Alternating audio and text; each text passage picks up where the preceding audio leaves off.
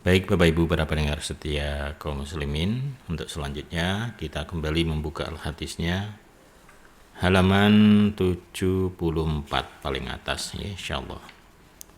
Sebelumnya kemarin di halaman 72 baris yang kedua dari bawah, kemudian paling pinggir sebelah kiri, wal jabaruti ya.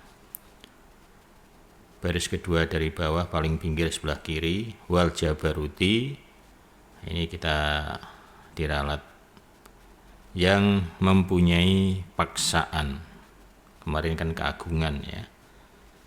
Wal jabaruti dan yang mempunyai paksaan, memaksa.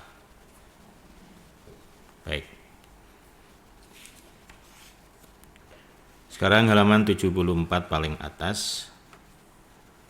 A'udzu billahi minasyaitonir rajim. Bismillahirrahmanirrahim.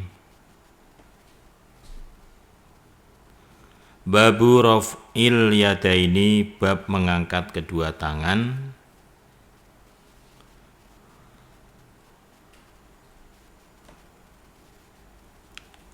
Anil ardi, dari bumi.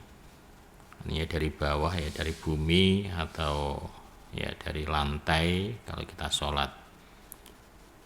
Qabla rukbataini. Nah ini kalimatnya, kalau yang ada qabla rok'ataini itu keliru, diganti qabla rukbataini.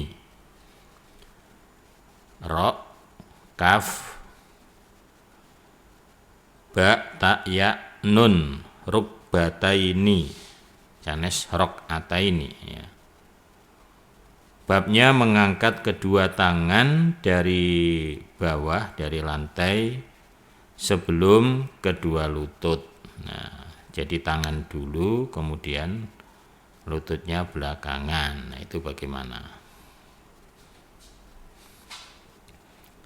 Akhbarana Ishaq ibnu Mansur qala ambana Yazid ibnu Harun qala ambana Syarikun an Asim bin Kulaibin an abihi an Wa'il bin Hujirin qala, berkata siapa Wa'il,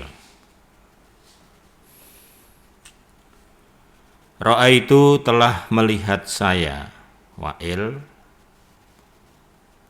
melihat Rasulullah, kepada Rasulullah sallallahu alaihi wasallam, idza sajada, ketika sujud siapa Nabi,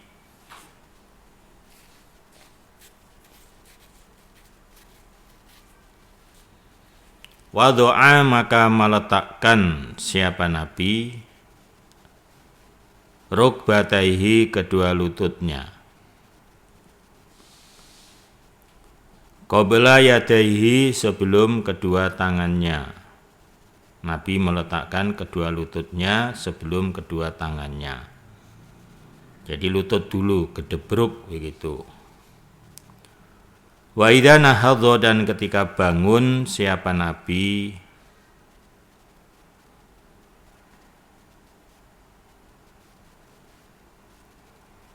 wa idza nahadha, dan ketika bangun sapa Nabi, rafa'a, mengangkat, yadaihi, pada kedua tangannya, qabla rukbataihi, sebelum kedua lututnya. Tangan dulu baru lutut. Ketika mau sujud lutut dulu baru tangan. Ketika bangun hendak berdiri, tangannya dulu diangkat, lututnya belakangan. Berat sekali itu. Ya. Qala, berkata siapa Abu Abdurrahman itu Imam Nasa'i. Jadi kalau ada hadis Sunan An-Nasa'i, nah ini namanya Abu Abdurrahman. Lam yakul, tidak berkata, hadza, pada ini hadis yang menerangkan bahwa Nabi kalau mau sujud lututnya duluan, Nabi ketika bangun tangannya duluan. Nah, ini hadis yang menerangkan di atas tadi. An Syarikin, dari Syarik. ghairu Yazid bin Harun, selain Yazid ibni Harun. Wallahu ta'ala a'lam. Wallahu, dan Allah ta'ala yang maha luhur, siapa Allah, a'lamu, lebih mengetahui siapa Allah. Jadi Imam Nasai, ini hadisnya, kalau di hadis besarnya adalah hadis Nasai, menjelaskan bahwa yang menerangkan hadis yang isinya atau yang menerangkan bahwa Nabi kalau mau sujud itu ketika turun itu lututnya dulu, tangan belakangan, dan kalau Nabi bangun tangannya dulu, lututnya belakangan. Yang menerangkan hadis ini dari Syarik itu hanya Yazid bin Harun, lainnya tidak ada. Ya, lainnya tidak ada, hanya dari dia sendiri. Ini menurut Imam Nasai. Nah, bandingannya bagaimana? Ini di bawahnya ini bandingannya. Babun, babnya kaifa, bagaimana yad'u meletakkan.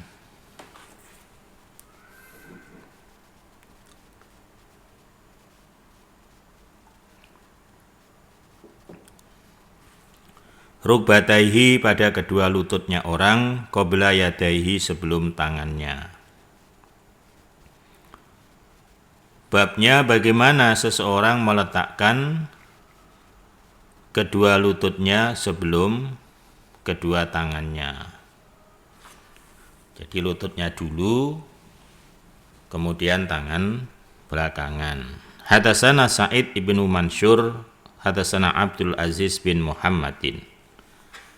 Hadatsani Muhammad ibnu Abdillah ibni Hasanin an Abi Zinadi anil A'raji an Abi Hurairah, qala, berkata Abi Hurairah, qala, bersabda Rasulullah sallallahu alaihi wasallam, idza sajada, ketika sujud, siapa ahadukum, salah satu kalian,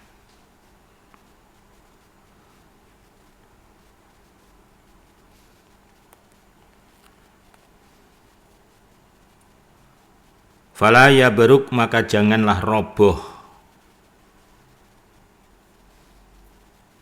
kama yabruku, sebagaimana robohnya al-bairu, seekor onta. Onta itu kalau mau duduk kan dia roboh, lututnya duluan, gedabruk begitu.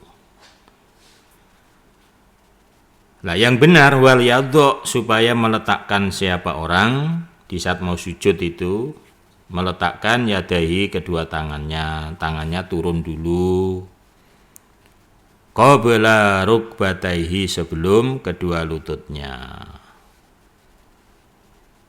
Nah, ini. Jadi perbedaannya dengan hadis di atas tadi. Kalau hadis di atas tadi itu Wa'il bin Hujrin berkata, saya melihat.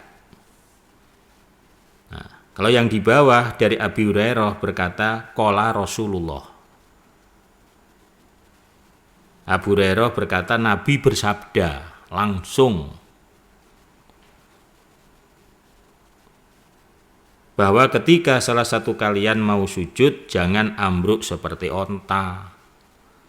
Nah, yang benar tangannya duluan, baru kemudian lututnya.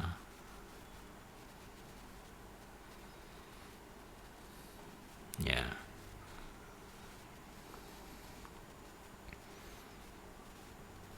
Nah, tentu kemudian yang kita ambil atau yang kita praktekkan ya seperti hadis yang kedua tadi, sesuai dengan sabda Kanjeng Nabi, kalau kamu mau sujud jangan seperti onta. Onta itu lututnya dulu ambruk gitu. Jadi tangan dulu baru kemudian lutut. Nah, di saat berdiri, ya, lututnya dulu, baru tangannya.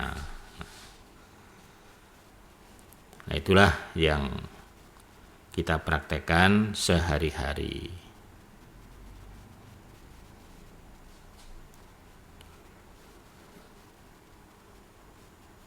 Babun, adapun bab kaifal julus, bagaimanakah duduk litasyahudil awali, untuk tasyahud yang awal. Tasyahud itu tahiyat. Bagaimanakah prakteknya duduk at-tahiyat awal?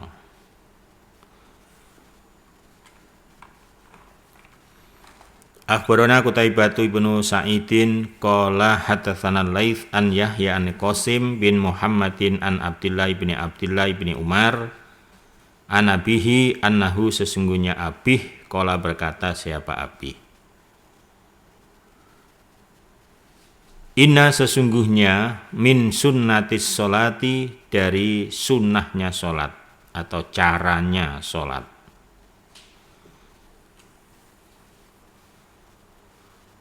antut ji'a, bahwa menidurkan engkau, menidurkan rijlakal yusra, rijlaka pada kaki engkau, al yusra yang kiri. Ini maksudnya pada saat duduk at-tahiyat awal. Jadi kaki yang kiri, telapak kaki yang kiri itu ditidurkan.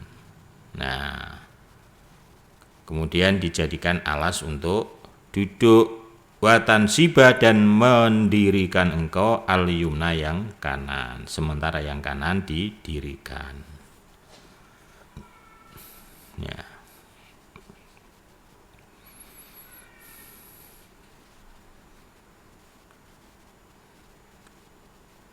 Didirikan, kemudian prakteknya jari-jarinya itu menghadap ke kiblat, ya, semampu mungkin.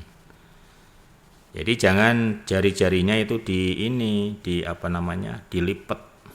dikebelakangin gitu, kayak kita duduk gitu tuh ya. Tapi jari-jarinya manjat, jari-jarinya dipanjatkan, ya. Kemudian ya menghadap ke arah kiblat. Itu untuk kaki yang kanan. Jadi jari-jari kaki yang kanan atau telapak kaki yang kanan didirikan, terus jari-jarinya dipanjatkan, manjat, nah, itu kayak jingkik gitu, sehingga jari-jarinya itu ya menghadap ke arah kiblat. Ya, ini memang perlu untuk dipraktekkan. Ya, dipraktekkan. Ya, insya Allah nanti cari waktu yang baik ya. Tapi tentunya nggak bisa seperti sore begini, gimana Pak, nggak kelihatan, sama saja. Biasanya ya kita praktekkan pada saat pengajian hari Minggu ya, langsung di aula Radio Samhan, insya Allah praktek sholat. Nah itu. Jih mekaten Bapak Ibu para pendengar setia kaum muslimin, kajian kita pada sore hari ini kembali membahas tentang masalah praktek sholat Rasulullah Shallallahu Alaihi Wasallam, karena sholat ini adalah merupakan amalan yang pertama kali akan dihisab oleh Allah besok pada hari kiamat. Jadi kalau nggak benar ya nanti amalan kita semuanya dinilai nggak benar. Nah, jadi amalan sholat ini utama sekali. Kalau sholat kita benar, maka amalan yang lain-lain akan ngikut ya itu. Jazakumullahu khairan.